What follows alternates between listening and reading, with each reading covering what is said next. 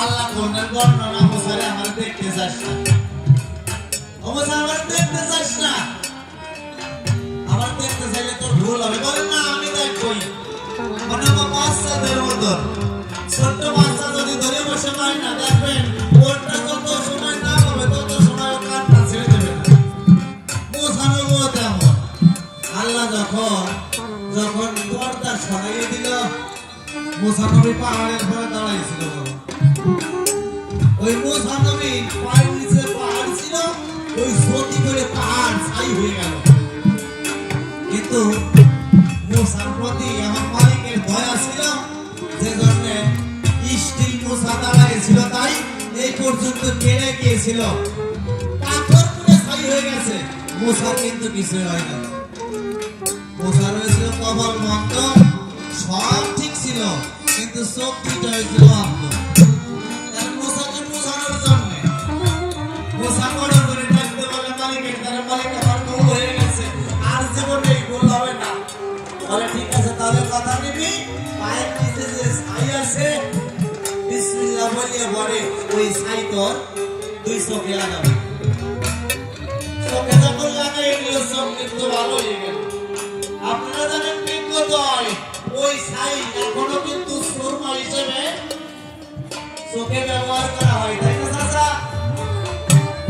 ওই ছাই ওইটা সুরমা বলে এখনো ব্যবহার করা হয়।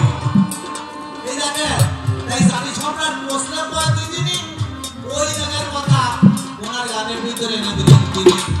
তিনি গাইলেন দূর পাহাড়ে মুসা নবী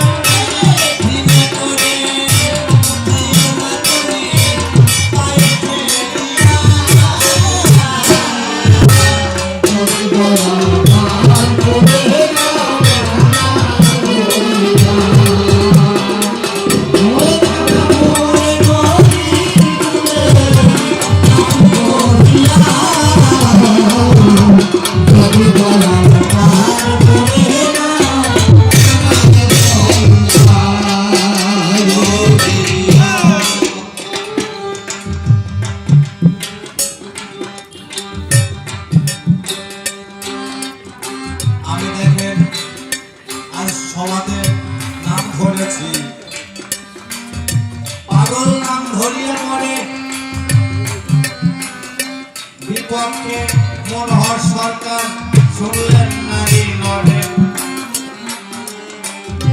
এই মনোহর সরকার দেখেন সংসারে প্রায় আর সংসার ছেড়ে দিলে তাকে সংসার ত্যাগী হয়।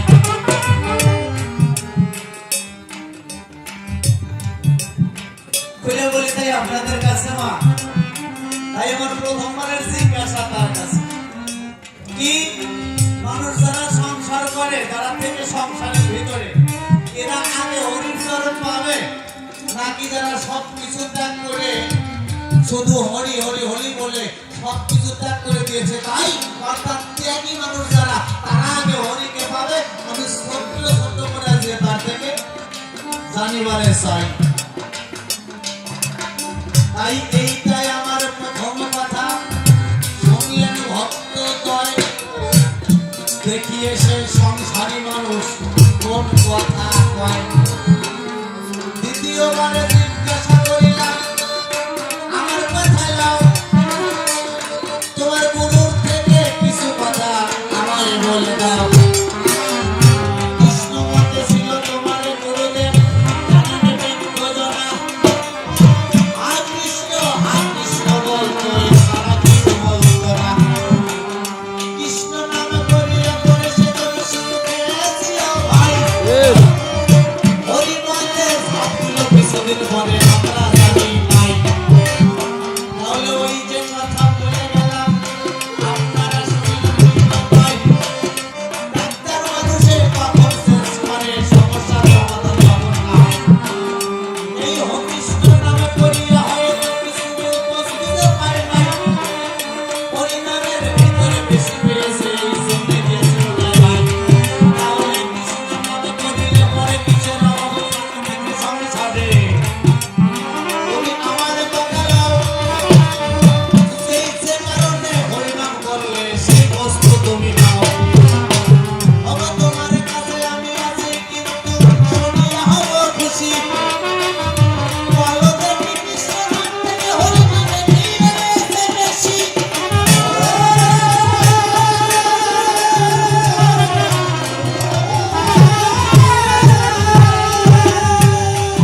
এই যে এই হরিনাম যদি তোমাদের শ্রেষ্ঠ গানে হবে এই হরিনামের জন্ম কোথায় একটু বলে যাবে। এই যে হরিনাম যতবাদা করে জানেন শুধুই জয়। এই হরিনামের সর্বপ্রথম উৎপত্তি কোথায়? নাকি এইখানে উৎপত্তি হয়েছে তাদের প্রাণীকারে? নাকি কোথায় উৎপত্তি হলো তাই বলো আমার আগে।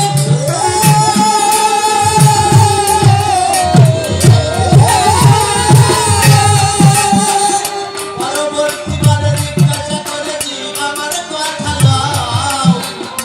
ওই যে অশ্বিনীয়া তারকের কথা তুমি বলে দাও। বলেছে যেজন রক্ষা করে পৃথিবীঘর অটলে বেটা তুমি চন্দন তারে কয়। এই পৃথিবীধনের পরে হরিনাম বিনাশ করে জানেন মহাশয়। তাহলে তার পৃথিবীধন ভরা আছে আপনারা পরিসবার খাই। হরিনাম কথা দিয়ে তার নামের